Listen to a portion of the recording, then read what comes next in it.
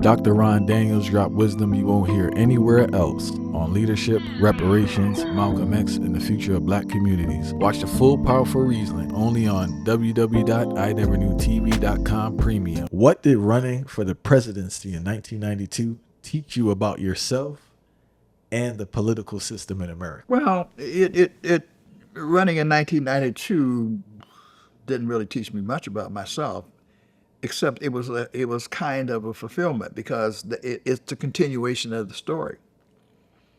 Because when I was, well, again, in some ways, my history is a tale of two cities, two steel cities, Youngstown, Ohio, and Pittsburgh, Pennsylvania. And unfortunately, my mother and father were not able to stay together. And at 9 years old, um, they were separated, and my mother took us to August Wilson's Pittsburgh in the Hill District. And it was one of the most, at least the lower Hill District, was one of the most depressing of America's dark ghettos. And I came up in that. But out of that, there's a story to be told, which is, again, in my book. I won't tell you the whole story. You'll be able to read about it. There was also great strengths to be found in institutions, one of which was a place called Hill City that helped to nurture us and bring us along. There were teachers. I mean, I look back and I talk about what a blessed life I've lived, because there were people who intervened at different places to help shape who Dr. Ron Daniels is. Teachers, educators, Sunday school teachers, and all of that. But anyway, to make a long story short, there was something called a cadet corps. And this cadet corps was something that attracted me. And there was a guy named Archie who contributed to that. And this whole idea of drill teams and boogie drill teams, and that gave people a sense of you could, the sisters would kind of like you if you was like throwing down in the Hill District and the boogie drill team. I took that experience once my mother had a nervous breakdown, unfortunately, and my brother and I had to go to Youngstown. She went on to Indianapolis, and I went to Youngstown, and a very difficult experience, though, because my father was quite a person in terms of many respects. He had a rigorous sense of honesty, integrity, and principle about it, but he was also very rigid, you know. And there was he really. My mother had a great belief in me. He thought I was going to be a criminal because I was up in the Hill District. My salvation was something called a cadet corps. I took that experience, transplanted it to Youngstown, and I built this incredible, not only a drill team, but an organization that was dedicated to preventing juvenile delinquency.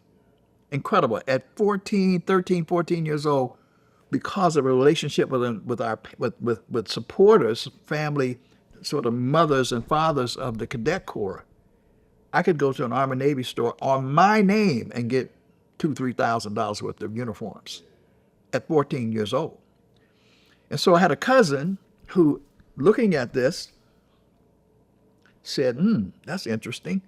He pulled in some of us and began to talk about our possibilities of us becoming a part of the NAACP.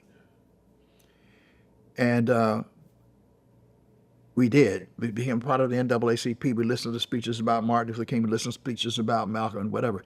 But also people who watched this young commander of the cadet corps. He said, that young man has got something going. They would even say, he might be president one day, right? And so in that sense, I went on I went on. The NAACP and then went on. I mean, that's the beginning of an amazing commitment to the civil rights, because I was involved. I was just involved in trying to help people stay out of trouble and whatever. But I went on and became the NAACP was the beginning of it.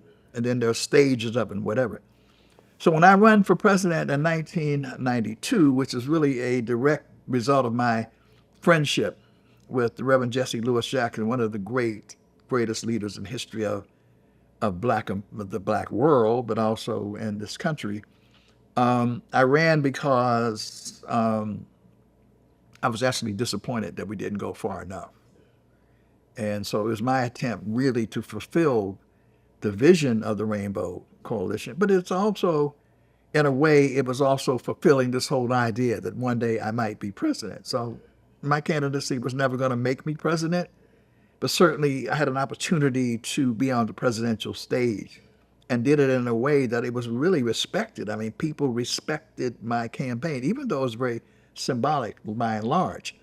But out of it, even to this day, there are traces of fulfilling this vision of using the electoral political arena as a way of building a powerful force for transformative change in America. So in a way, I didn't really learn much about myself, actually. There were some lessons to be learned in terms of, and I still carry those lessons with me now. That is that, you never ever think that you have all the answers or that you have stopped learning, that you're constantly learning. Every stage you reach tentative conclusions about where you are, and you keep absorbing information and you keep growing and developing. And I keep that same attitude today. So it was one of the highlights of my life, but immediately, people asked me to do it again. I said, no, I don't want to do it again. I don't want to do it again because I thought it was time for the next generation, even at that stage, to move forward. I wanted Chuck D, the Public Enemy, to run. I've always wanted that younger group of leaders to take the charge and move forward to finish what Reverend Jesse Lewis Jackson started but did not complete.